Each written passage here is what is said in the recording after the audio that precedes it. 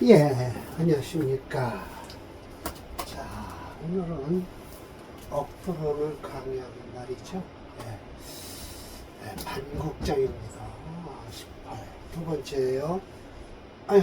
첫 번째죠. 굴레신생, 굴레신생 네 글자가 끝나고 리최미라고 해야 돼요. 인군이 신하가 생하는 것에 의지한다 라고 했어요. 근데 이 생한다라는 것은 좀 그렇고요. 이 신하의 도움에 의지하는 거예요. 신하의 도움에 의지해요. 그러면 결국은 목일주가 토를 사용하는 거예요. 목일주가 토를 사용하는 거예요. 그러니까 재성을 마음대로 다루는 거예요. 결론적으로 명략적으로 얘기하면요. 인성이 많아서 인다한 사주라 재성을 용시로로 쓰는 사주를 여기서 지금 반국에서 말씀드려요. 종운요, 반국이라고 그랬죠. 여기서 이제 순국을 먼저 얘기했죠. 순국은 따르는 거 아닙니까? 결국은 종이라는 거죠. 그런데 여기는 반국은 그 국을 거역하는 거예요. 가장 많은 오행을 어떻게든지 따르는 거예요. 근데 순국은 그게 아니죠. 순국은 그 많은 오행을 따르는 거예요. 이래서 이제 순국장에 이르면 적천수엔 종이 많다라고 하는데 이건 일반적으로 반국은요. 일반적으로 얘기해서 인성이 많을 때는 뭐부터 찾아라? 재성부터 찾아라 라는 거예요. 이걸 반국이라고 하는 이유는 일주가 힘이 인성에 의해서 지나치게 많아요. 순국은요. 일주의 힘이 지나치게 설을 해서 그 설한 기운을 할 수 없이 따라가지만 이것은 많은 인성의 많은 어머니의 보살핌이 그러니까 또 이런 얘기를 하는 겁니다. 마마보이예요. 마마보이는 어떻게 되냐 너무 엄마의 그늘이 심하니까 애가 너무 자기 마음대로 못해요. 이런 애들은 뛰어놀아라 바깥으로 나가서 놀아라 해야지. 엄마 치마폭에서 놀면 자기 자신의 운신의 폭이 좁아지는 거죠. 맨 집에서 엄마 치마폭에 있으면 사회생활을 할 수 있나요?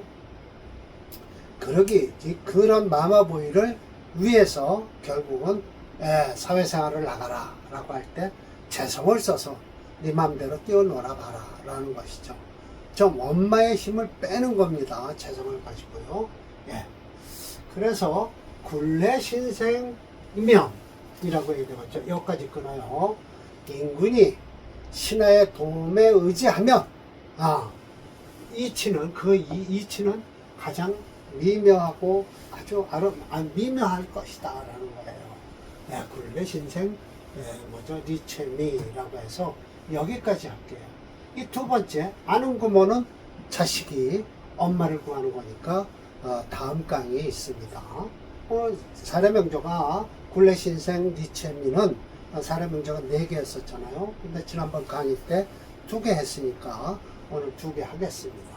그러면서 임철조 주를 설명을 드릴게요. 임철조 주는 가장 아주 합리적으로 설명을 했어요.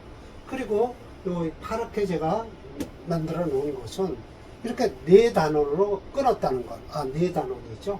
4단원으로 어디에서 이렇게 끊었냐 하면 한꺼번에 원주를 한 게 아니라 이렇게 네 단원으로 끊은 것은 적천수 징의에 이렇게 끊어져 있더라. 그래서 적천수 징의를 딱 보니까 이거 참 괜찮다. 쌈박하다. 라고 해서 제가 이렇게 1번이라는 번호를 붙여서 원문은 본래 제가 손을 안 댔어요. 번호를. 근데 원문을 이렇게 손을 대게 됐습니다.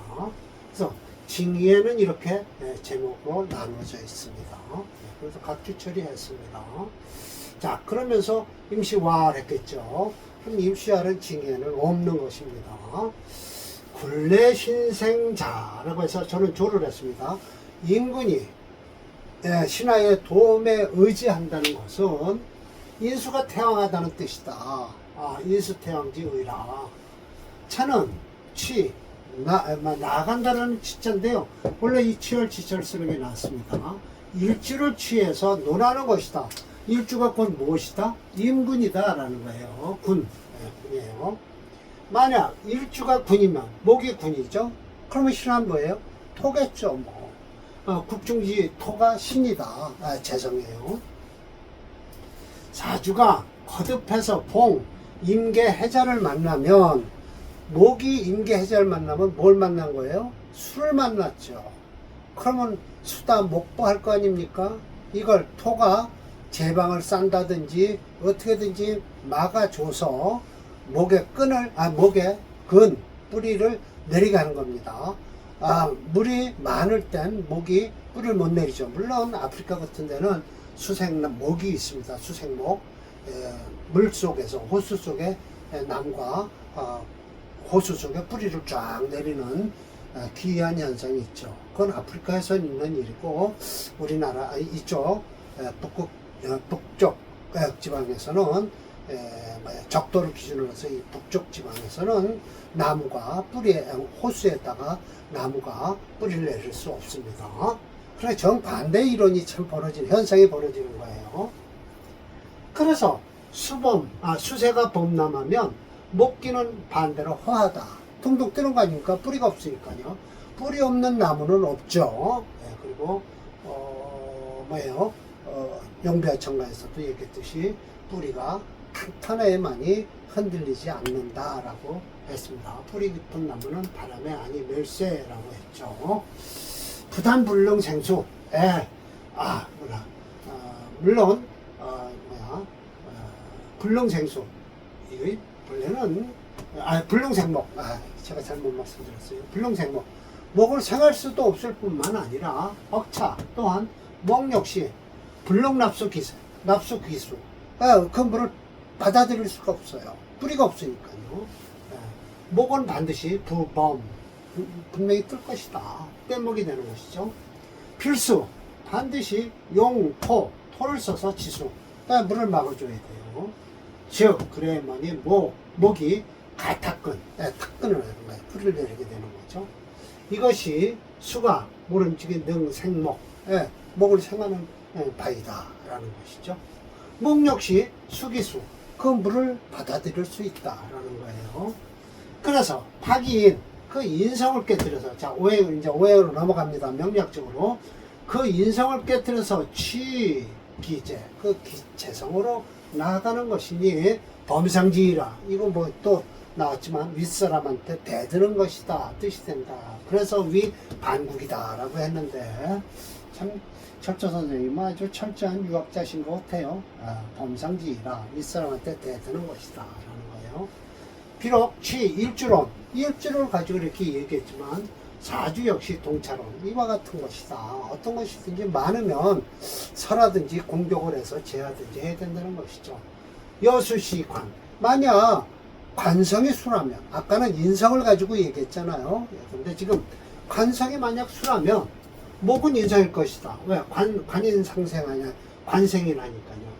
수세가 태왕할 테니까 역시 능이 부목이 된다. 목이 뜰 것이다. 이 인수가 뜨는 거예요. 그런 때는 이걸 어떻게 해야 돼요? 관성을 눌러주려면 토를 봐야 되죠. 토와 능이 수를 막아줘야 된다. 그렇죠. 토가 능이 막아줘야만이 이 목이 수를 받아들일 것이다. 인성이 받아들일 것이다. 라는 거예요. 그럼 이 토는 이 관성이 수고, 목이 인성이라면 이 토는 뭐예요? 식상이죠. 식상. 식상이 가서 이 관성을 눌러주면 되니까요. 이성 반생지묘라. 그러니까 정반대로 극해버려라는 거예요. 소일이 이러한 이치가 가장 미묘한 것이니 화토 금수가 다 그렇다. 목으로 다 얘기했지만 금세 여기도 술 가지고 얘기했죠. 그래서 화토 금수가 모두 같은 이론이다. 그래서 개동차론이라고 말씀을 하고 계십니다. 자, 363번으로 가겠습니다.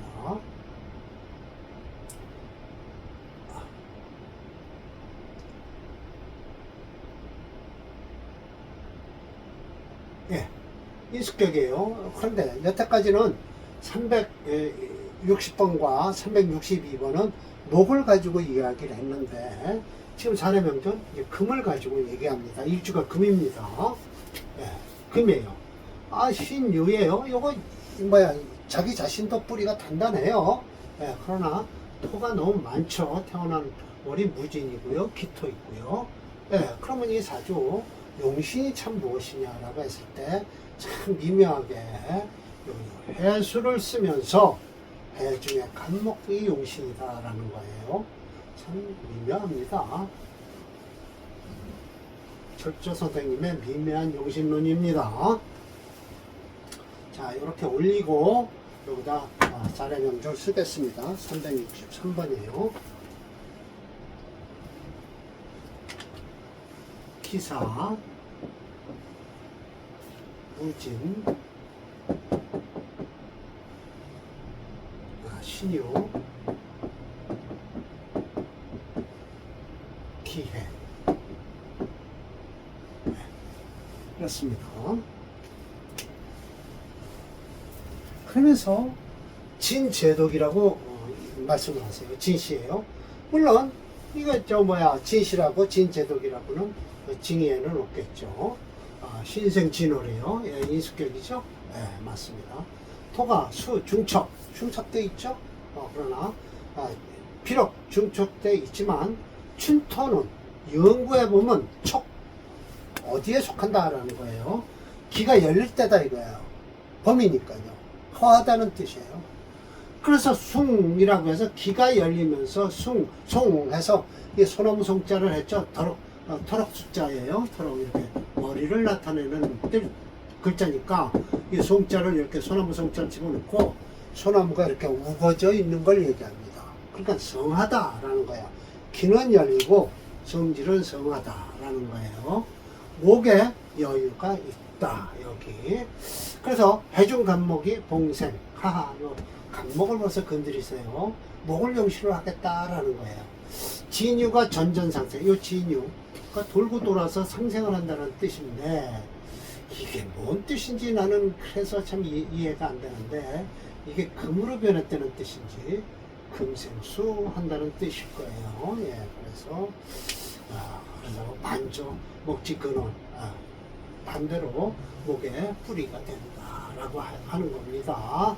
그러니까 멀리서 요충사화 이 사화는 이거 무진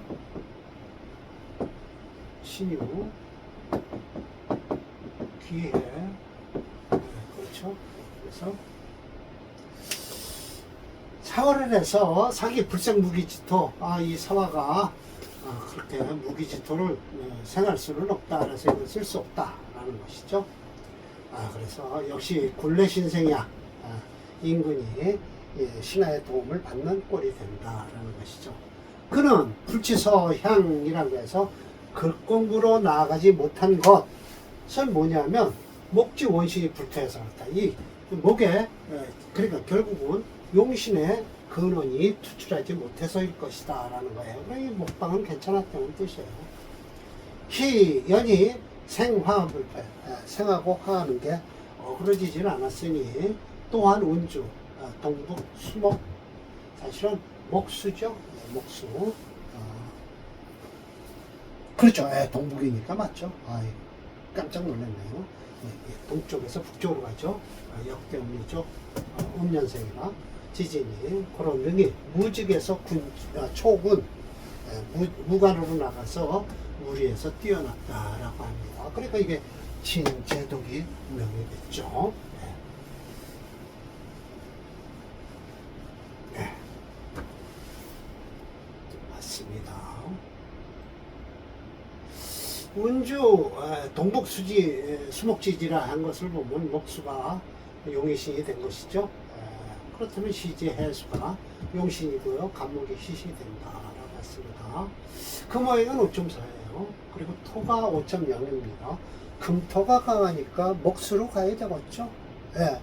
화는 못 쓰겠죠. 토가 더 강해지니까요. 목수로 가야 됩니다. 목수로 가야 됩니다. 그래서 시지의 해수가 살아있어서 이를 용신을 하고요. 토인성이 강하고 명조였는 재성 모군을 대운에서 기다린다라고 했습니다. 초년 때문에 모군이 왔고요. 그 다음에 수운으로 보니까 동에서 북쪽으로 가는 것이죠. 이와 같이 자평진전에서도요, 결국은 격국론 자평진전에서요, 인수격에 무엇을 상실을 쓰냐. 지난번엔 상관을 쓴다고 그랬는데요. 여기서 인수격에도 역시 상신으로요, 재성을 쓸 수 있습니다. 식상과 함께는 귀하게 된다라고 하면서 인수격에 식상을 먼저 보고서 재성을 보는 거예요. 그 이후 식신생재를 하는데 인성을 깨트리지 말라고 재성을 먼저 찾지를 않는 거예요. 네, 그만큼 인수격을, 격을 무척 깨는 걸, 길격은 격을 깨지는 걸 무척 두려워하세요. 그러면서 인수격에는 식상생재로 가야 된다라고 하는 거예요. 인수가 식상을 먼저 건드리잖아요. 그래서 재성으로 하는데 시제 상관해수를 상실을 하고요. 역시 식상과 함께 있으면 귀하게 된다고 했어요. 사례명절 두 개를 다뤄놓으셨죠. 병술, 무술, 신비, 이런 뭐 제가 격국론에서 강의를 해드릴 거예요. 이같이 인수격의 관성을 보호하려는 심의점에 논문란은 격국론을 알 수 있다라고 했네요. 하여튼 격을 길격은요, 격을 보호하는데 아주 무척 힘을 쓰세요. 예. 그러나 식상격 같은 경우는, 식신격 같은 거는 조금 좀 무리하게 취급을 하십니다. 예. 363번이에요. 예. 수은도 괜찮습니다. 목음도 괜찮고요. 예. 이게 고문이 오면 안 좋겠죠. 예. 예.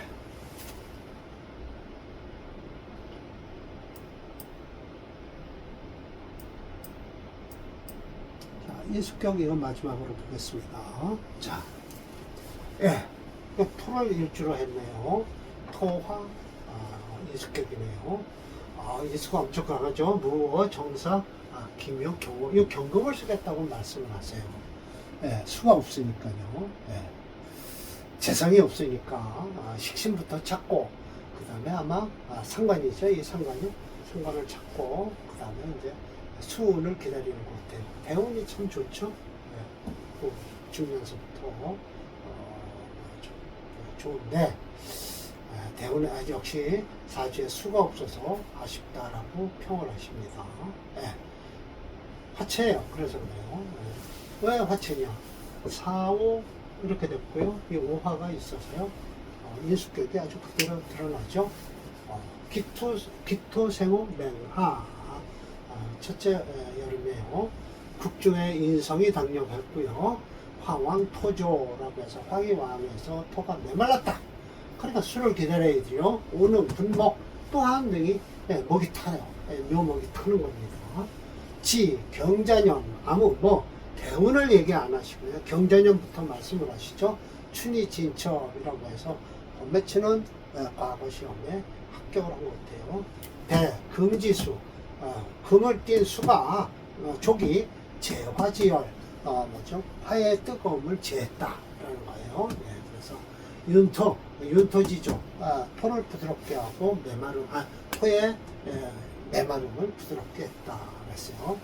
그러나 기 불능현질 확실하게 벼슬길이 뚜렷하게 나타나지 않는 건 뭐냐? 사로칭등자 찔뜻거리고 하는 이유는 무엇일까 하면 국중에 무수지고야 수가 없기 때문이다 라고 해서 수가 없는 것을 아주 매우, 그러니까 재성이 없는 것을 매우 안타까워 하시죠.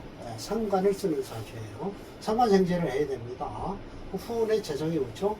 그래도 어떤 재성을 씁니다. 제가 말씀드려요. 사로칭등 국중 무수지고야 라고 한 것을 보면 화세가 강해서 수호행을 극지하는데 강하여 부재불명해서 다음 운을 찾아야 한다. 자세한 검증은 무게중심률로 확인할 것이다. 역시 화가 7.8이에요. 그리고 수는 없어요. 0.0, 목이 3.0. 안타까운 사주죠. 화체 수금영조에서 그죠? 수호행은 불행하고요. 금토 오행을 용이 싫어한다. 대운을 살펴보면 삼선대운, 경신대운을 불어오지만 만년까지는 금수대운을 하고 있지만 사주 자체에 수호행이 없어서 불능현질이 된 명조다라고 해서 이제 이 사주는 바로 인수격에 상관을 쓰는 사주예요. 격국론으로 가능합니다. 객골문을 가능해요. 네. 자, 봅시다. 금이 용신은 맞습니다.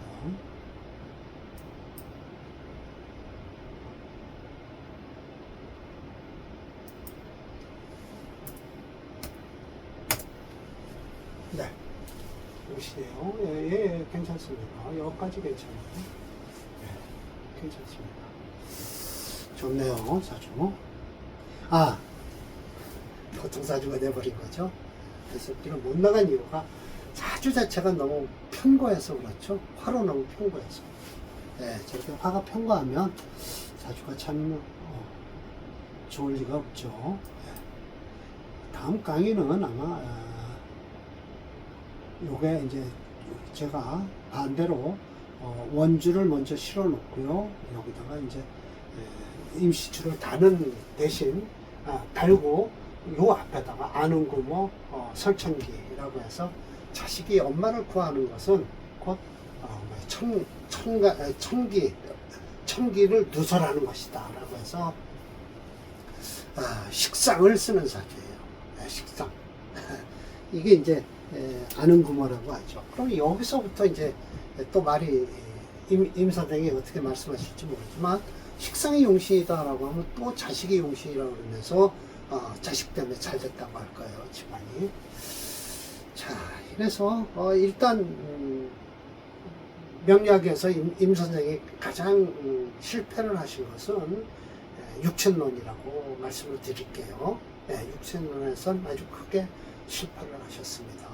자, 오늘 강의 마치겠습니다. 이게 논문감이에요.